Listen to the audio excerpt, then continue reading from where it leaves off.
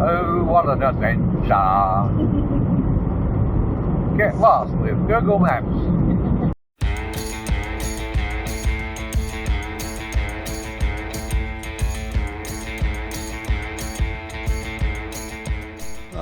Good morning everybody. It's going to be a bit cooler today. They're forecast only 32. Alright, today I thought I'd do a video on winch recovery gear. Okay, first of all we'll start with winching points. Now I've got a winching point down here. It's got a recovery hook in it right now, but I can take that out and actually put the removable winch in there and winch from the back of my vehicle if needed. Okay, recovery points on the ute. The first one is this massively overbuilt hitch here, where I can take the tow hitch out there and put the winch in there and recover from the back of my ute with a winch. And I've also got recovery points, these red things here on the back of my vehicle. Let's move to the front of my vehicle. The front of my vehicle, I have again two winch recovery points, one there and one there, which indeed I used on the last trip. I put the winch in this one, okay, and I put the return in this one. Alright, it's very windy out here today. Sorry if you're picking that up in the mic. You shouldn't be, but if you are, I'm sorry. Now, after last trip, because we had to use this jack and its stand, and where we kept it on the ute, it meant I had to basically unload 100 litres of 22 litre, well, I had to unload 5 22 litre water cans just to get to this, to try and jack the winch out, to try and lift the car. So I've learnt from that error, and I've just simply mounted it there with its shovel. And yeah, we had to buy a new shovel because the big wooden handle one I got wouldn't fit. But these aren't a must, alright, but they can make it easy. They can make it easy. Just lift your car up, put it on some of these, and drive out. Or at least that's the theory of it. Didn't work for me because of the type of sand I was bogged in. And then we get to all the recovery gear. I will take this out, but the most important one's the winch. And I will pull all this out. There's my old trusty snatch strap. Probably needs replacing, but anyway. Okay, let's have a quick look. Now this is my pretty basic gear. And there it is, spread all out over the table with my coffee cup. Now some of this stuff has never been used, and some of it's been very well used, alright, extremely well used, like that old snatch strap over there. Okay, on our last trip, alright, I used, I've got another one down there, I've got two tree straps. And I think that's about the minimum anyone needs. And on the last trip, we used a tree strap.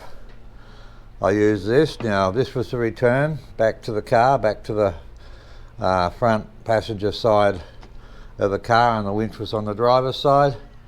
And basically, I pulled the rope out. If this is the car, I pulled the rope. If this is the car, I pulled the rope out of the winch. Alright, I went out to the tree. So on the tree was this. Okay, I put the winch rope around this block, this pulley, and then I ran it back to here.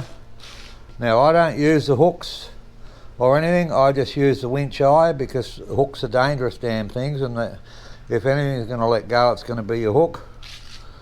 And I return that back to this point here on the passenger side with one of these soft shackles. These are really great.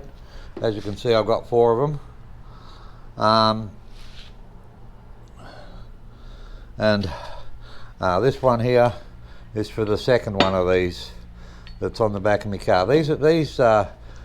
So basically what you're doing, I always return the winch to the vehicle, always, and that halves the load. So we pulled the ute, which was fully loaded, and the trailer, which was fully loaded, and that on the weighbridge weighs almost 4 tonne all up, fully loaded, which is pretty light, okay. So by halving the weight, okay, I was putting 2 tonne of pressure on this and 2 tonne of pressure on the winch side, because it basically splits the load. The full 4 tonne of pressure was still on both recovery points, but yeah, it was halved, okay. Anyway, I always carry spare pins, okay. Now this pulley, for instance, is rated at 10 tonne, okay, and this pin, it's rated at 5.6 tonne. It just fits through this hole, and I mean, this will never break. I will never break this towing out a normal 4-wheel drive vehicle. Never, ever, ever, okay. It's got a loading rating of 5.6 tonne, but the braking strain of this is probably up around the 20 tonne mark, okay, and then it'll start to bend out of shape and break. I've also got these 2 little blocks, and these, from what I've seen in YouTube videos, work great. I haven't had a chance to give them a try yet, but basically, let me just undo this. Basically, you put your soft shackle through there like that, and you would connect this to your tree strap or whatever, and you would put your rope around in through there, and then do this up around your tree strap or around your... If I was doing a triple pull, for instance, on a heavy vehicle, then at the front of my vehicle, instead of a return, I would be having this.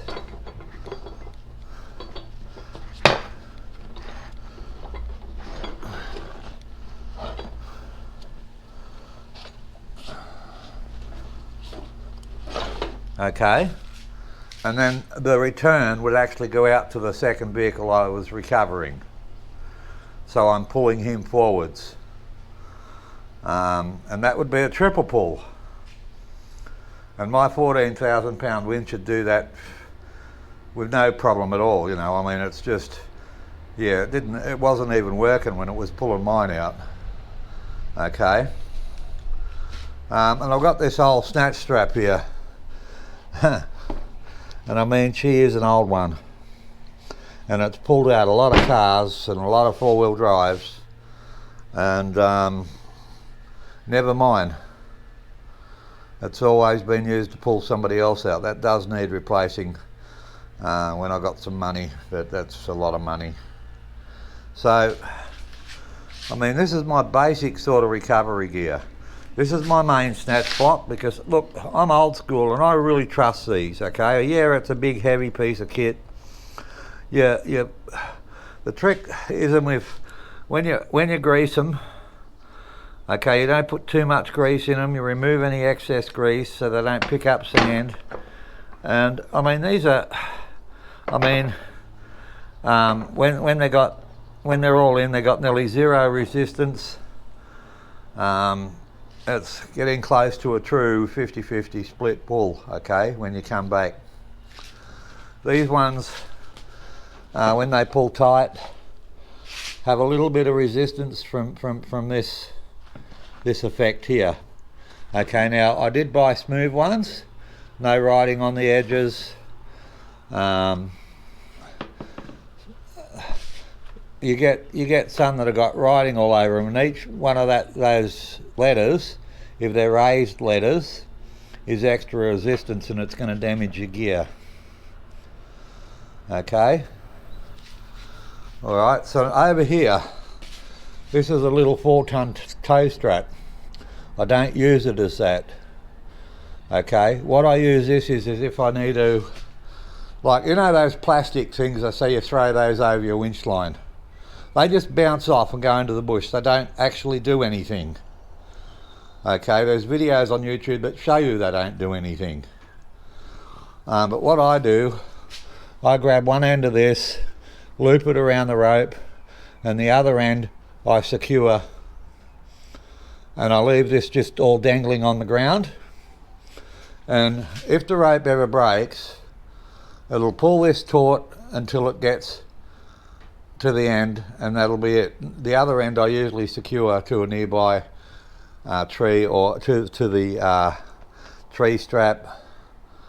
And the initial pull, when you break something, okay, it goes flying through the air. It expands its energy, and then this just pulls it up.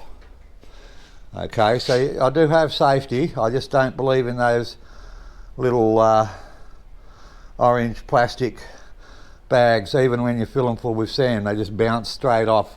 If you've got a 4 or 5 ton load on that rope and it's tight and it snaps, that bag just flies up into the air. It doesn't matter what you do. And there's videos showing that. Okay, so I don't recommend those. I just don't. I recommend something like this, and that works. Okay. So yeah, so I've got a couple of these blocks. I've got 4 soft shackles. I carry, well, this shackle here is specifically for that pulley. These shackles here are specifically for the 2 extensions. I've got 2 of these that I've got. The soft shackles are specifically for hooking like that, or you can either use them with this or just return the winch and put the loop of the winch through here. You just don't hook them up to any sharp edges.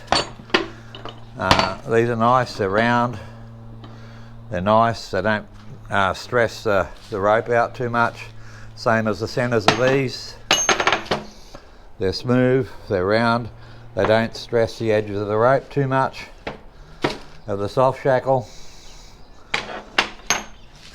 And then in this bag here, and this isn't an advertising for George for 4x4 at all, okay? He does have reasonably priced gear.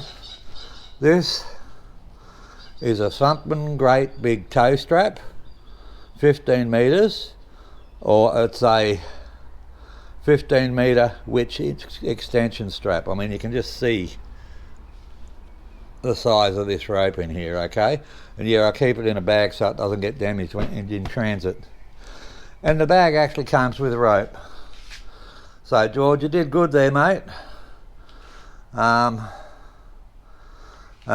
that's basically all I use, people. And of course I got a pair of gloves, but they're in the side pocket of the car door. They're always there. If you look after your gear, you know, don't let dirt and grime get in it, especially your ropes. All right. You can always clean them up. To clean them up, you just put them in water. How am I going to show this? Okay. When you clean your rope, okay, you take this off. Okay, you get a bucket of water, all right, and you put it in a bucket of water and you do this. And that gets all the sand and grip out of your rope. That's a pain in the butt, but you do it to your dynamo rope as well. You clean the whole lot. okay, and then you whack it back in there, whack the cover back on when it's dry, and you've got a nice clean rope again. And that's how you maintain your ropes, okay? It's not hard. This is empty. So this front box does, so there's my removable winch. You can see how that works. That's a 14,000 pound winch. And it works beautiful, pulls out easy. It's a fiery red brand. Fairly inexpensive. And I tell you what, they work absolutely marvellous. And you can see down there, I don't use a hook.